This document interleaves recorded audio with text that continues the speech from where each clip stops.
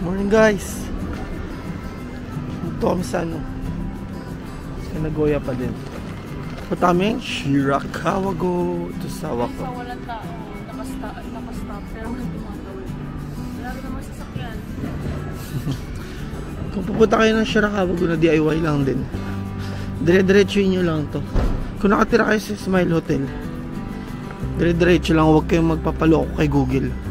Kasi parang di pa accurate yung walking features ni Google kung saan kayo pinapadala lagi. Dito lang sa Nagoya. Pero sa Kyoto naman, okay naman yung Google Maps. Ito yung ano nyo, parang ano ba? Ano yung palatandaan ninyo? Itong underground na to. Tapos sa Smile Hotel nga, dire-diretso lang to.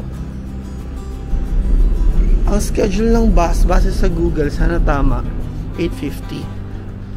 At ngayon ay 7:01. Ay, 7:50 pala. So guys, updates. Guys, hindi masyadong lucky tayo today. Ano ngayon? Puno na. Ano, wala na slot sa 7:50, isa na lang, 50. Isa na lang, bawal tumayo eh. No-offer ko sana, tatayo lang ako eh. Tinanong ko rin kung pwede mag-chance passenger pero walang chance. Ay, hindi siya sumagot. Ay, kasi kailangan requirements yun eh.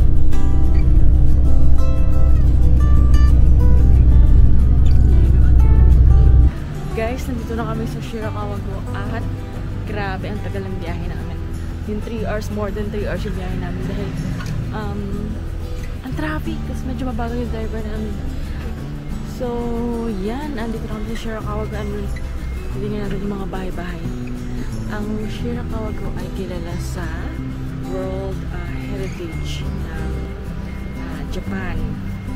At mainit ngayon, pero medyo malamig yung hangin. Medyo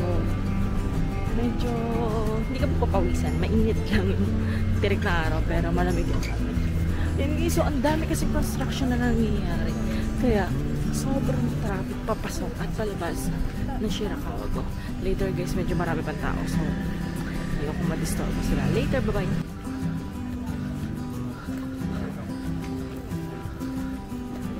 Ganito siya pag autumn season.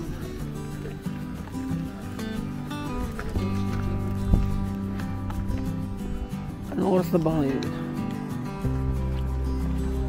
Yung hangin malamig, pero yung araw mahapde. Kaya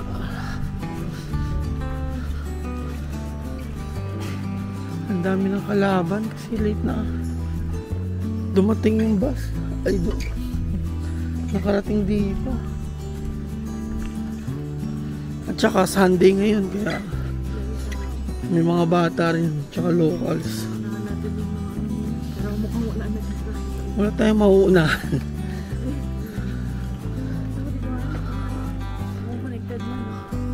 O tara. Ito kami para sa ano naman. Walang mga tao.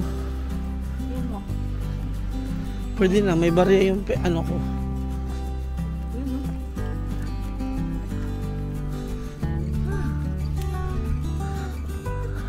Ayun, may mga autumn leaves na.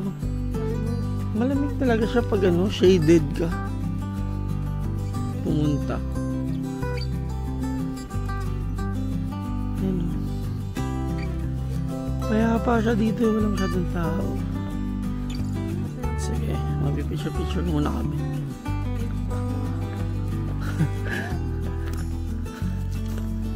Nakakita si Judin ng ano. Dito na yan. Nakakita si Judin dito ng ahas. Hindi ko nakita eh. Naku, may sumusunod sa atin. Ayaw pa naman namin na may sumusunod sa amin. Joke. So let's go, ikutin na natin to. Hanap kami ng magandang spot for pictures. At wala kaming tour ngayon guys, nag-DIY lang kami, so we can take our time to stay longer. Pero may bus kaming binook ng 3:30. Look at that. Cute. May mga souvenir din. Yung iba bawal kasi picturean eh. Yung mga pamaypay guys, nakalagay doon na bawal siya for taking pictures. Yung props para gawing pictures. Yan guys, oh. Rest area. Oh, may rest area. Yan. Ganyan kakapal ang kanilang, ano ba tawag dyan? Buri? Buri ba tawag dito? Picture ko muna guys. Yan, oh. Yan guys, kung ang nakuha nyong tour ay via Klook, I'm not so sure kasi 2 hours lang yung binibigay sa inyo para mag-ikot sa Shirakawa-go. Pero kapag DIY kayo, you can take your time hanggang kailan kayo matapos. Oh, ang cute ng bridge! Parang mas gusto ko mag-picture dito sa bridge. Guys, comment down below kung anong sinasabi dito. Tapos mayroon ditong entrance na mukhang may fee dito kung magkaano man. Hindi na namin papasukin kasi ang haba ng pila, oh. Tapos amazing talaga yung pagkakagawa ng ano. Ayan, oh. Ang kapal niyan.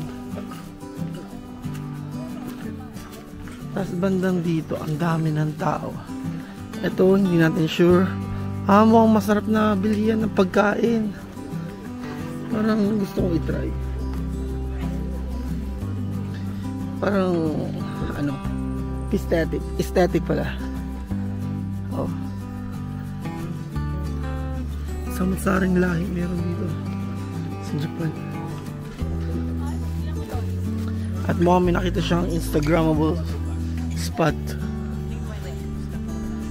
Pwede naman for ano lang, for selfie. For 50mm purposes only. Yan, oh. Ganda, diba? Wala tao, takad.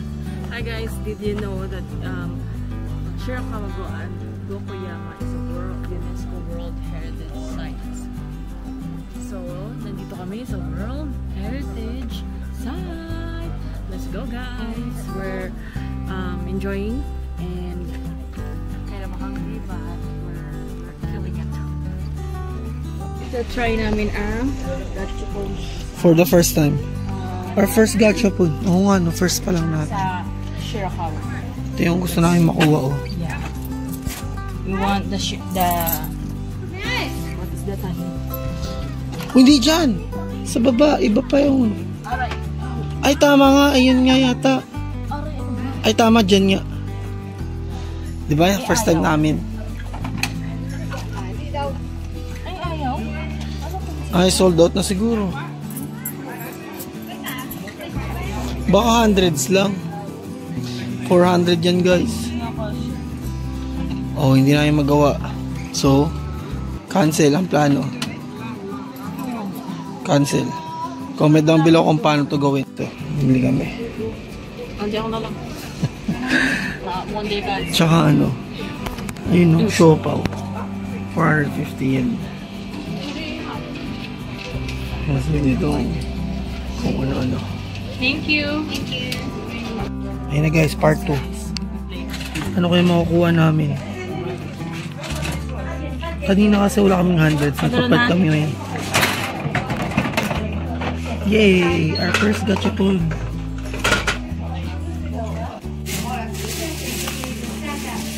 Ay, piskat towel. Told you. Ay, towel nga kaya siya flat. Sabi ko sa'yo, ito. Snowball. Wala ka naman sinaming towel. Hindi ko narinig. Sabi ko na pouch lang. Pouch, oh, pouch. Pouch. Wow. Ay, pouch nga. Pouch na. Shirakawa-go, Cherry Blossom, March. Ayun lang. Yan lang guys. Ayun si Judo, no? Biblo ng matcha.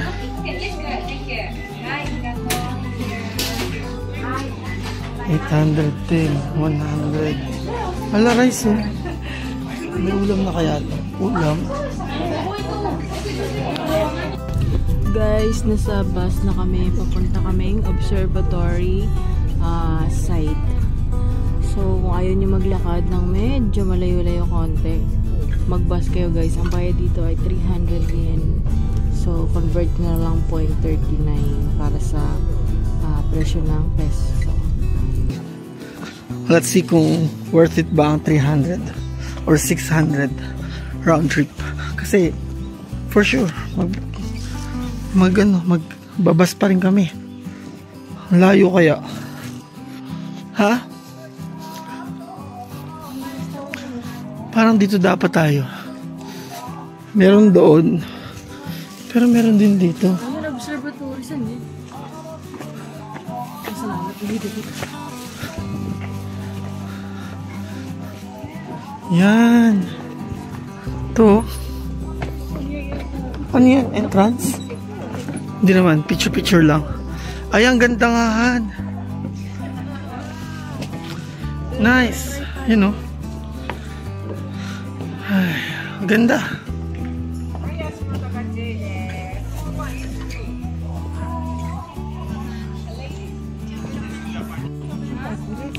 Ito siya guys. Dami lang kalaban sa picture. Pero ang ganda. Sa placard lang siya makikita.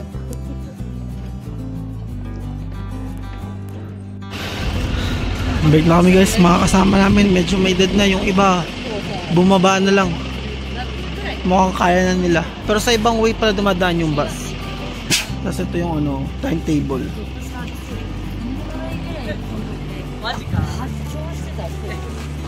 Yan.